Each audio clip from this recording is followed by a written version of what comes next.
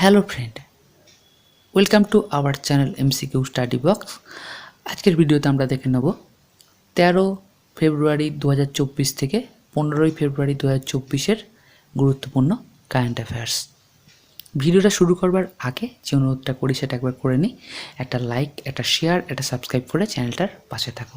চ্যানেলটা যেহেতু নতুন, একটা সাবস্ক্রাইব কিন্তু চ্যানেলটাকে অনেকটাই সাহায্য করবে। আর একটা সাবস্ক্রাইব করতে কোনো পয়সা লাগে না, তাই নতুন যারা ভিডিওগুলো দেখছো তারা অবশ্যই চ্যানেলটাকে সাবস্ক্রাইব করে চ্যানেলটার পাশে থেকো। তো আজকের ভিডিও শুরু করা যাক।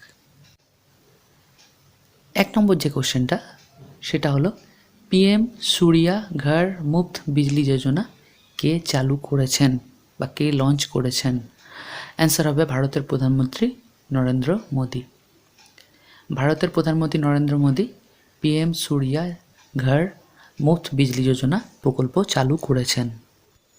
এই প্রকল্পগুলো ভালো করে দেখো, প্রকল্পগুলো থেকে কিন্তু কোশ্চেন আসে। 2 নম্বর দেখো, প্রতি বছর কোন তারিখ জাতীয় নারী দিবস পালিত হয়? অ্যান্সার হবে 13 ফেব্রুয়ারি।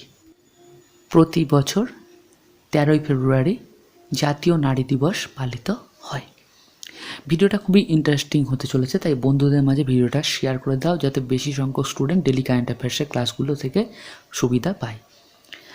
3 নম্বরটা দেখো, এরপর জানুয়ারি 2024-এর জন্য পুরুষ বিভাগে ICC player of the month পুরস্কার কে জিতেছেন? অ্যান্সার হবে সমর জোসেফ। সমর জোসেফ তিনি জানুয়ারি 2024-এর জন্য মেন্স বিভাগে ICC player of the month পুরস্কার জিতেছেন। এবার 4 নম্বর কোশ্চেনটা আমরা দেখব। ভারতের প্রথম চিফ অব ডিফেন্স স্টাফ প্রয়াত জেনারেল বিপিন রাওয়াতের মূর্তি কোথায় উন্মোচন করা হয়েছে? অ্যান্সার হবে দেরাদুন। দেরাদুনে ভারতের প্রথম চিফ অফ ডিফেন্স স্টাফ প্রয়াত জেনারেল বিপিন রাওয়াতের মূর্তি উন্মোচন করা হয়েছে। প্রচণ্ড গুরুত্বপূর্ণ কোশ্চেন, এটা ভালো করে মনে রেখো।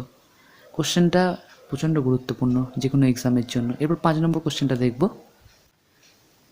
ইউনাইটেড ওয়ার্ল্ড রেসলিং সম্প্রতি কোন দেশের রেসলিং ফেডারেশনের স্থগিতাদেশ প্রত্যাহার করেছে? অ্যান্সার হবে ভারত।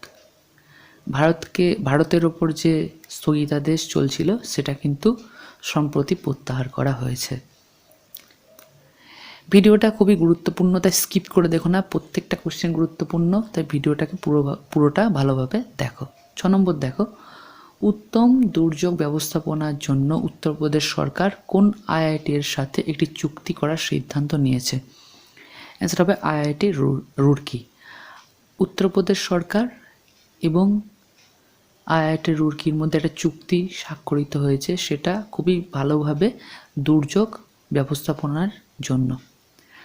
7 নম্বর দেখো, কোন সংস্থা বা কোন organisation grow report and portal চালু করেছে? অ্যান্সার হবে নীতি আয়োগ। নীতি আয়োগ গ্রো রিপোর্ট এবং পোর্টাল চালু করেছে। তোমাদের যদি কোনো সাজেশান থাকে কমেন্ট বক্সে কমেন্ট করে অবশ্যই জানিও, এবং ভিডিওটা ভালো লাগলেও কিন্তু কমেন্ট বক্সে কমেন্ট করতে ভুলো না।